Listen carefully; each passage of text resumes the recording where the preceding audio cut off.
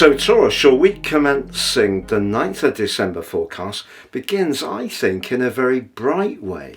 Yes, there are lots of retrogrades because of Jupiter in your second house, very much to do with everyday money, in an opposition with the Sun. But Mercury in that location of the Sun, the 8th house of shared resources, also retrograde, but angling back productively to Mars, now retrograde, in your 4th house of home, family and emotion. But sometimes more challenging aspects can trigger some fortune. And because Venus, your ruler, is high in the sky, your ability to cultivate important relationships could be very good for your bank balance. So whether it's a small enterprise that you're starting, an ongoing business you have, or you work for someone, don't underestimate just how much your people skills can feed into the situation this week. That said, of course, Mercury in a retrograde does suggest that someone close to you might not necessarily see things the same way as you. And that could be, of course, about the Christmas budget. But that's the kind of conversations that a lot of partnerships have at this time of year. But as the week goes on and Mercury goes direct, if you have been waiting for some news on perhaps a pension application, something to do with a legacy or an inheritance, or you're reconfiguring your long-term finances by squeezing more from your future assets, Mercury going direct obviously will be of help. But the key is, of course, the full moon.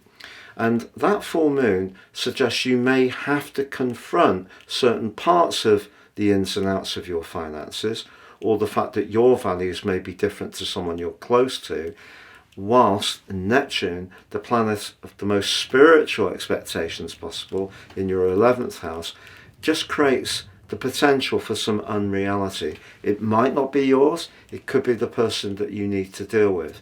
But on the whole, yes, you would think with retrogrades that can cause some delays and frustrations. That's understandable and it could happen.